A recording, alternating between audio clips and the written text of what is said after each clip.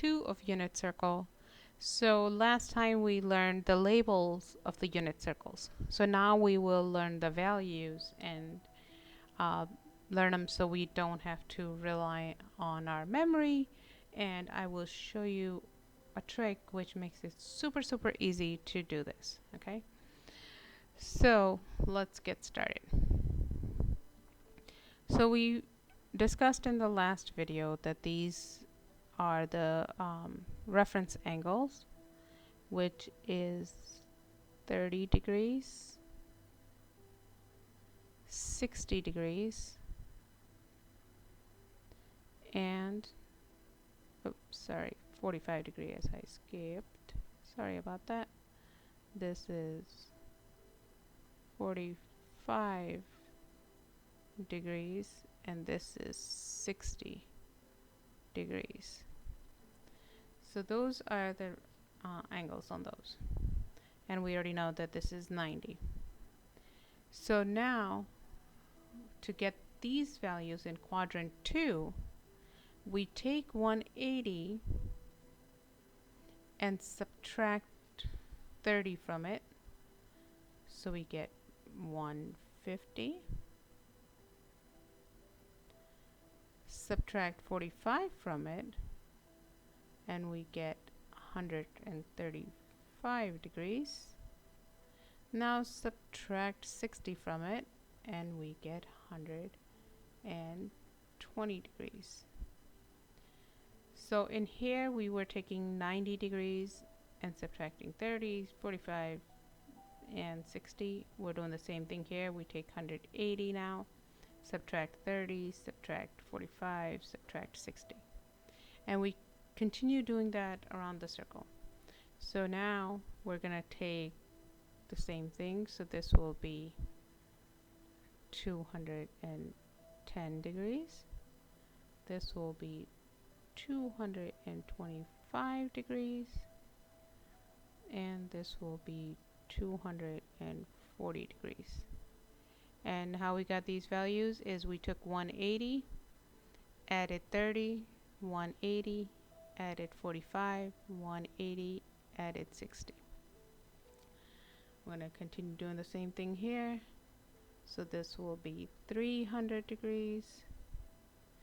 This will be 315 degrees. And this right here will be 330 degrees. Okay, so that's how we get all the degrees on our unit circle. Now we have to get our other values. So to get the other values, what we're going to do, I'm going to make the color, yep, do that. And then so what we do here is we put, so we have the values 3, 4, 6. Okay, so the only thing we're going to do is kind of flip them. So instead of doing 3, 4, 6, we're gonna do 6, 4, 3. Okay, and then you continue doing that. So we do so we did 6, 4, 3, so we left it at 3.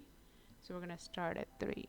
So this will be 3, this will be 4, this will be 6. Since we stopped at 6, so we're going to start at 6 again here. 6, 4, 3, and then we stopped at 3, so we're going to start at 3 here then. 3, 4, 6. Right? So now watch this. We just put these values in the first quadrant over pi. So this is pi, pi, pi. So far so good? So now here's the trick part. So now what we do is we go across. So this is pi over 3. So we follow this line over here. So we come over here. So what we are going to do is 3 plus 1. So that's 4 pi. So we are going to write 4 pi over here. Do the same thing here. This is 4 plus 1 pi. So we're just going to say come across here. So this will over here become 5 pi. This is 6 plus 1. Come over here. And that becomes 7 pi. Okay? Now, this over here, it's going to become 2 pi, 2 pi. This over here is going to become 3 pi. This over here will become 5 pi. Okay? So 2 pi, 3 pi, 5 pi. So now we're going to do the same strategy that we just used. So if this is 2 pi, so 2 pi plus 3, that's 5 pi. So we come here and put 5 pi. 4 plus 3, 7. So we just follow this green line. So this becomes 7 pi. 5 plus 6, 11 pi. So 11 pi. Okay? So that's how we get those values. Now, if we wanted to get the coordinates, so to get the coordinates, I'm going to just switch colors so it's easier. So to get the coordinates of this, what we do is we put everything over 2. That's the way we put everything over pi, or pi over the other number. So now we're just going to have 2 on the bottom. So it'll be 2 coordinate 2. So I'm just going to do that first. 2, 2, 2, and 2. Okay? Now, watch this. This is going to become 1 over 2. This is going to become square root 2.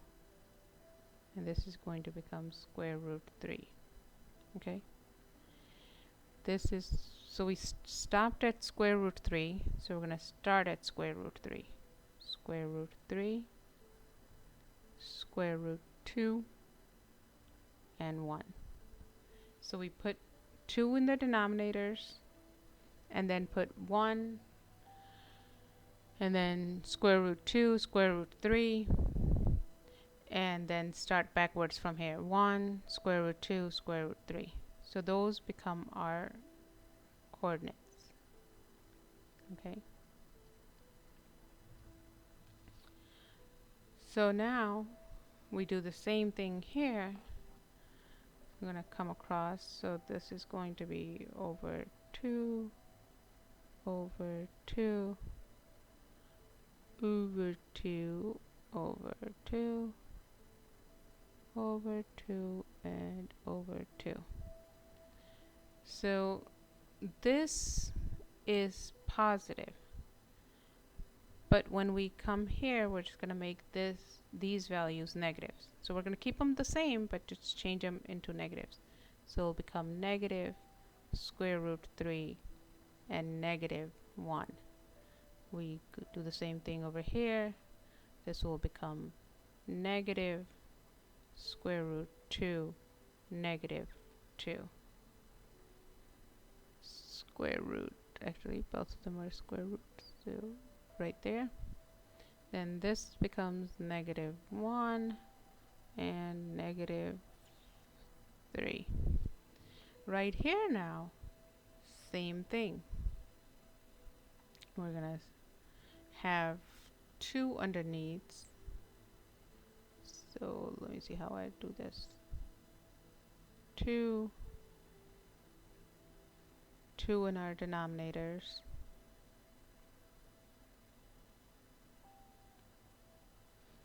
And then same thing here. Right now, this value is 1, and our the x value here are positives, right? So now when we come here in quadrant 2, the x values become negative. So this becomes -1. The positive values of y stay the same. So this will just stay square root 3. This will become negative square root 2 and square root 2. This will become negative square root 3 and 1. So do the same thing here now. 2, 2, 2, 2.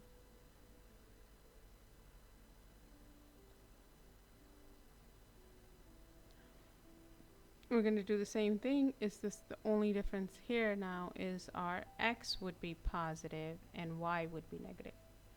So we're going to just use the values from across.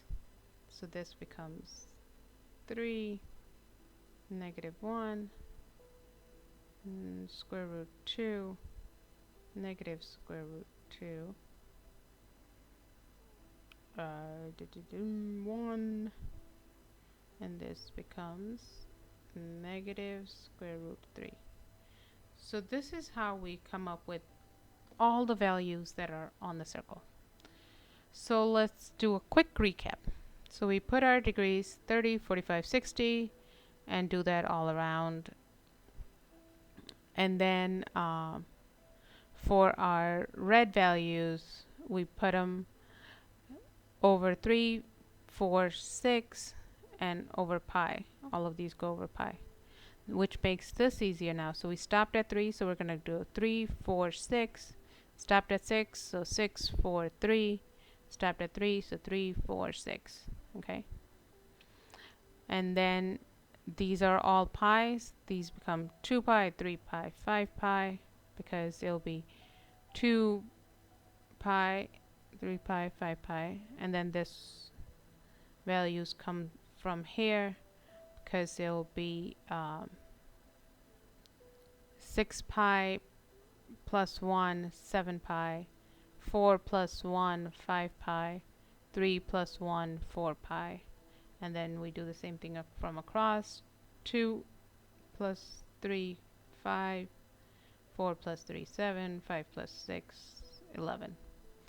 And then for our coordinates, all our denominators of the purple values stay 2.